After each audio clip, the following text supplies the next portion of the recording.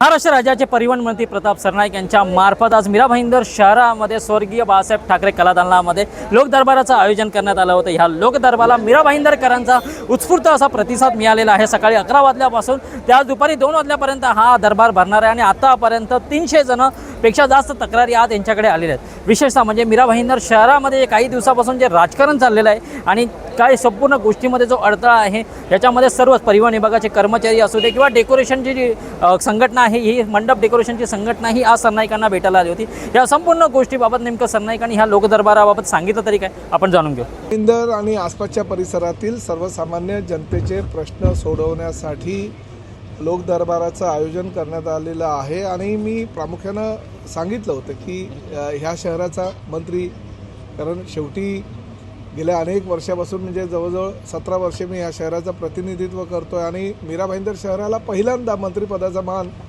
एकनाथ शिंदे साहेब आणि आमच्या देवेंद्रजी फडणवीस साहेबांनी दिलेला आहे आणि त्यामुळे शासकीय सगळ्या अधिकाऱ्यांना एकत्र करून त्यांना न्याय देण्याचं काम लोकदरबाराच्या माध्यमातून आम्ही दर महिन्याला करणार आहोत आणि मीरा भाईंदर शहरातील सर्व ठिकाणी मीरा रोड, भाईंदर आणि त्याचबरोबर भाईंदर पश्चिम या वेगवेगळ्या ठिकाणी लोकदरबाराचं आयोजन दर महिन्याला आम्ही करणार आहोत आणि त्या माध्यमातून सर्वसामान्य जनतेला कसा न्याय मिळेल यासाठी आम्ही प्रयत्न करणार आहोत। परंतु शेवटी आमचं प्रशासन आहे, अतिशय चांगल्या प्रकारे काम आमचे कमिशनर राधा विनोद करतायत, आमचे बाकीचे जिल्हाधिकारी कार्यालयातील आमचे अधिकारी करतायत, पण तरीसुद्धा काही लोकांच्या तक्रारी असतील तर त्या तक्रारी लोकदरबारामध्ये सोडवणं काम हे मंत्री म्हणून माझं आहे आणि महायुती सरकारचं आहे। त्यामुळे ह्या लोकदरबाराचं आयोजन करतात। या लोकदरबारामध्ये जास्त करून 7-11च्या तक्रारी वाढतात, काय म्हणाल आपण, सेल बनवणार? नाही बघा, आता कसं आहे की मीरा भाईंदर शहरामध्ये मी आधीच म्हणालो होतो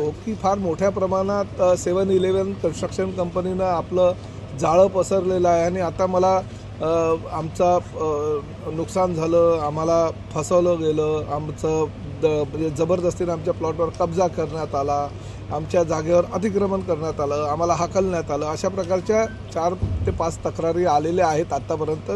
जे 60 तक्रारी आहेत, अजून तर जवळजवळ 200-250 तक्रारी बाकी आहेत, हे त्यामध्ये अजून किती असतील। त्यामुळे हा निर्णय मी घेतलेला आहे की बाबा मीरा भाईंदर शहरामध्ये जर काही 7-11 कन्स्ट्रक्शनचा एवढा मोठा जो व्याप आहे आणि त्या व्यापामुळे जर सर्वसामान्य नागरिक भरडले जात असतील, त्यांना न्याय मिळत नसेल, भूमिपुत्रांना जर जमिनीच्या बाहेर काढलं जात असेल तर त्यांना न्याय देण्यासाठी मी एक माझ्या स्वखर्चानं एक वास्तुविशारद रिटायर्ड आमच्या ULCचे अधिकारी, रिटायर्ड आमचे महानगरपालिकेचे अधिकारी, एक 7-8 लोकांचा एक आणि वकील त्यांच्यासोबत आणि चांगल्या प्रकारची एक टीम तयार करतो, जेणेकरून सर्वसामान्य जनतेवर जर अन्याय ह्या 7-11 कन्स्ट्रक्शन कंपनीच्या माध्यमातून होत असेल तर त्यांनी माझ्या त्या ऑफिसमध्ये तक्रार दाखल करावी, म्हणजे जेणेकरून आम्ही राज्य शासनाकडे म्हणजे महापालिका असू द्या, जिल्हाधिकारी असू द्या, ULC असू द्या किंवा पोलीस असू द्या,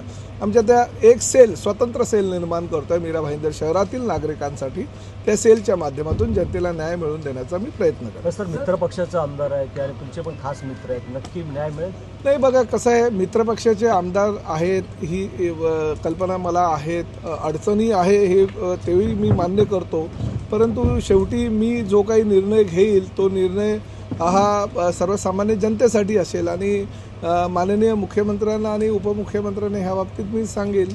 त्यामुळे मला असं वाटतं की जनतेला न्याय देणं हे आमचं कर्तव्य आहे। कोणी जर चुकीच्या पद्धतीनं, भले प्रताप सरनाईक मंत्री आहे पण प्रताप सरनाईकनी जर कोणावर अन्याय केला, अत्याचार केला आणि असं जर जबरदस्ती केली तर प्रताप सरनाईकच्या पण तक्रारी लोकांनी करायला पाहिजे, जेणेकरून तक्रारदाराला न्याय मिळेल, परंतु ती तक्रार खरी असली पाहिजे। कोणीही उठून येईल आणि आमदार आहे आणि मंत्री आहे म्हणून तक्रार करायचं ते पण योग्य नव्हे। तसं तुमच्या मित्रांनी नरेंद्र मेहता यांनी असं वक्तव्य केलेलं आहे की तुम्हाला ड्रायव्हर म्हणून ठेवेल, तुम्हाला भांडी घासायला ठेवेल। बघा, एक गोष्ट मी सांगू का, ते 3 दिवसापूर्वी कुठेतरी ये ठाणे से कोई बेवकूफ़ आता है और कुछ भी बोलता है, नंतर ड्रायव्हर म्हणून त्याने बसायला मला आनंद आहे त्या गोष्टीचा। शेवटी मी सुद्धा गेली अनेक वर्ष रिक्षावर ड्रायव्हर म्हणून काम करत होतो, परंतु शेवटी ते मला ड्रायव्हर ठेवणार नाही एवढं नक्की। याचं कारण असं आहे, मला सगळ्या आतल्या आणि बाहेरच्या गोष्टी सगळ्या ड्रायव्हर असल्यावर कळतील ना, त्यामुळे ते ड्रायव्हर म्हणून तरी मला ठेवणार नाही हे मात्र नक्की। आणि शेवटी कसं आहे की मी म्हणजे एकदम शांत स्वभावाचं आहे, तुम्हालाही कल्पना आहे. महावीरांनी जे काही नियम घालून दिलेले आहे सर्वसामान्य जनतेसाठी, म्हणजे महावीरांच्या विचारानं चालणारा प्रताप सरनाईक आहे. परंतु शेवटी माझे शिवसैनिक छत्रपती शिवाजी महाराज आणि महाराणा प्रतापांच्या विचारानं चालणारे आहेत. त्यामुळे भविष्यामध्ये मी तरी महावीरांच्या विचारानं चालणार. पूर्वेशलाही ते खटकलेलं आहे आणि इथे शिवसैनिकांनाही खटकलं. पूर्वेशने तर लेटरही दिलेलं आहे. काय पूर्वेश हल्ली मुलं एवढी मोठी झालीत ना, काही निर्णय घेत असताना बापाला न विचारता काही निर्णय घेत असतात. त्यामुळे त्यामध्ये आता काय वय झालंय मुलांचं, आम्ही काय बोलणार, मोठे झाले. सरनाईकांच्या जनता दरबारमध्ये आलेला होता, काय तुमची नेमकी मागणी आहे आणि सरनाईकांनी काय उत्तर दिलं त्याच्यावर?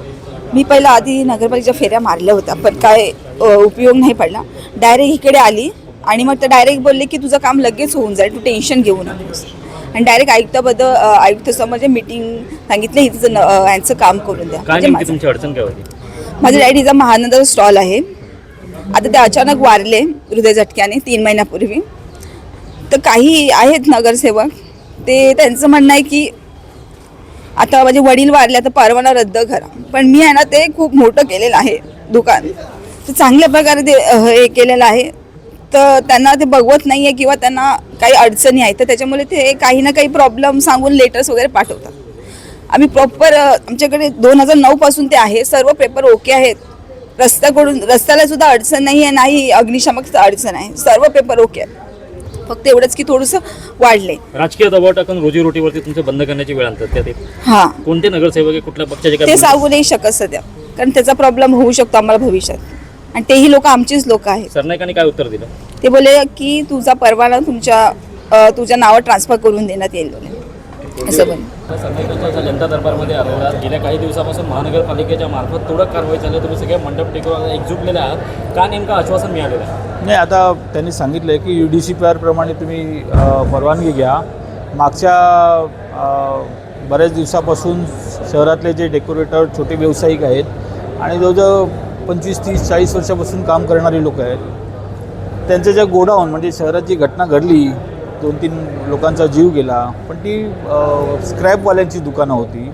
कुठल्याही पहिली घटना सोडली तर कुठल्याही मंडप मटेरियल सप्लायरच्या ह्याच्यात कुठे आग लागली नव्हती आणि एवढ्या वर्षापासून कधी डेकोरेटरच्या गोडाऊनला आग लागली नाही. पण ही घटना अशी झाली आणि 2-3 लोकांचा जीव गेल्यामुळे प्रशासनाने थोडंसं स्ट्रिक्ट काम करत शहरात असलेल्या टेम्पररी शेड्स जेवढ्या होत्या त्याच्यावर कारवाई केली.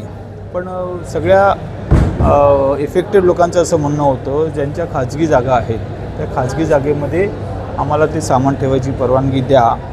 तर त्याने त्यावरती सांगितलं की UDCPRमध्ये जे प्रोव्हिजन आहे त्या प्रोव्हिजनप्रमाणे तुम्ही परवानगी मागा, आम्ही द्यायला तयार आहोत असं. आता हे एवढं सांगितल्यावर थोडं आम्हाला रिलीफ मिळालेलं आहे आणि देव करू की UDCPRमध्ये प्रॉपर परवानगी असो आणि म्हणजे आम्ही UDCPR वाचला नाही आहे असो आणि त्यामधनं आम्ही या परवानग्या आम्हाला मिळतील. एकदम लेमॅन जो असतो तो अशा डेकोरेशनचा व्यवसाय करतो असं आता आम्ही सगळी लोकं, त्याच अगदी सुरुवातीपासून छोटे छोटे कष्ट करून वरती आलेली लोकं आहेत आणि त्यांना अचानक हा एक मोठा धक्का बसला होता आणि आमच्यापैकी जवळजवळ 4-5 लोकांनी या परिस्थितीत आपलं जे सामान होतं ते अगदी कमी भावात त्यांना विकायला सुद्धा लागलं. म्हणजे प्रत्येक डेकोरेटरकडे, प्रत्येक इव्हेंटवाल्याकडे 10-20 कर्मचारी काम करतात, त्यांचे परिवार चालतात.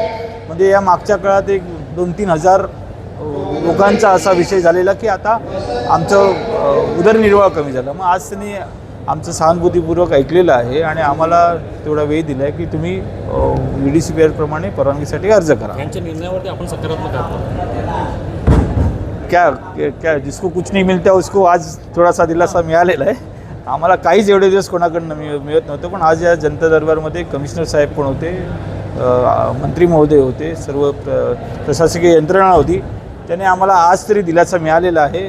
Will see, hope for the best. काय सांगाल तुम्ही परमनंटसाठी तुमचे जे कर्मचारी त्याच्यासाठी आज तुम्ही इथे भेट दिलेली आहे, अशा धर्तीवरती कुठल्या शहरामध्ये जे कर्मचारी आहेत त्यांना परमनंट करण्यात आलेले आहे? काही महिन्यापूर्वी नवी मुंबई इथे महानगरपालिकेने यांनी जे कॉन्ट्रॅक्ट बेसवरती कर्मचारी आहेत त्यांनी तातडीने परमनंटचा त्यांनी विशेष महासभा घेऊन त्यांनी तिथे ठराव मांडून त्यांनी तिथे परमनंट केलेले आहे.